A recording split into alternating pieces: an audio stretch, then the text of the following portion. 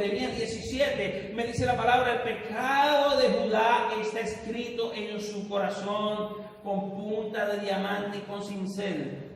En otras palabras, eso quiere decir que ese pecado está marcado allí y tarde o temprano va a florecer.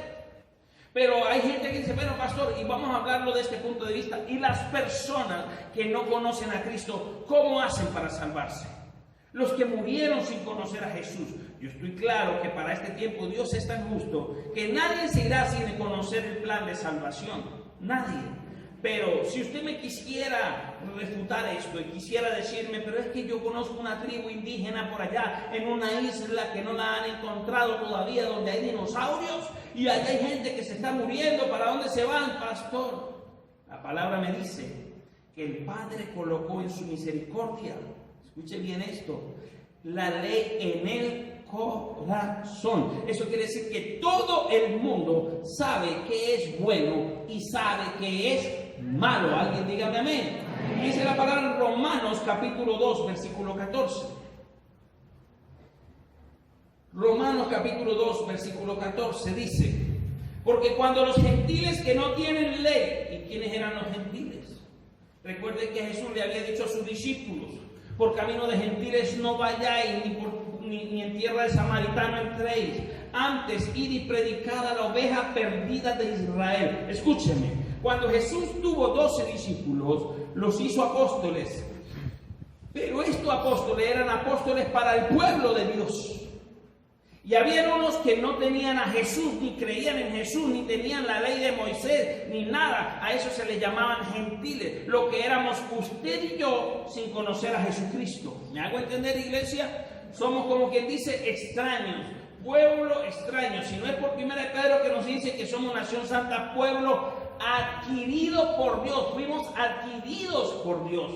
Y eso por la gracia de nuestro Señor Jesucristo. De lo contrario, ni usted y yo hubiésemos tenido salvación. Ahora, si ellos en ese entonces, esos son los gentiles, y Jesús le decía a sus discípulos por camino de gentiles, no entréis, no vayáis por ellos, ni en tierra de samaritano entréis. Recuerden que judíos y samaritanos no se trataban entre sí. Cuando Jesús tiene un encuentro con un hombre llamado Saulo de Tarso, que era un hombre que perseguía a la iglesia, que la azotaba, que los encarcelaba a los cristianos, que mataba, asesinaba a los cristianos. Entonces Jesús dijo, este va a tener un encuentro conmigo. Jesús se le presenta a Saulo de Tarso y le habla. Y le dice, Saulo, Saulo, Saulo. Cuando se le presenta en un destello de luz impresionante, este hombre quedó ciego. Y él pregunta, ¿y tú quién eres? Cuando oye la voz. Y Jesús le responde, yo soy Jesús, a quien tú persigues. O sea que cuando alguien persigue a la iglesia, cuando alguien persigue a un hijo de Dios, está persiguiendo a Jesús mismo. Jesús dijo, yo soy Jesús a quien tú persigues. Quedó Saulo de Tarso ciego 3 veces. Ciego 3 días.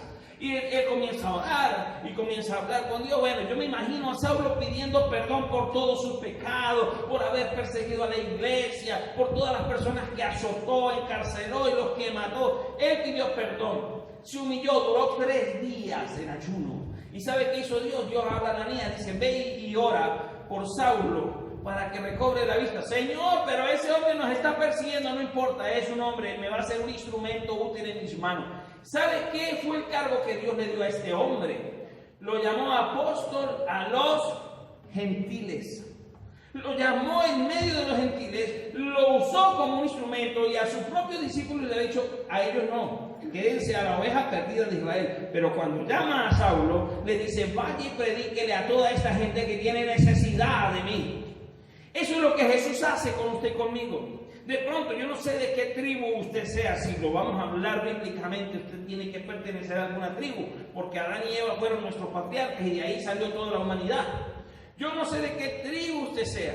De pronto usted es de los amalecitas, de los madianitas, de los filisteos, de pronto es de los jebuseos, heteos, o de los de Amalek, o sencillamente de pronto usted es un sodomita. No sé de dónde usted venga, pero si usted recibe a Cristo en su corazón, Dios lo va a utilizar a usted como un instrumento de gloria en medio de su familia y en medio de su país, de su nación donde usted se encuentre.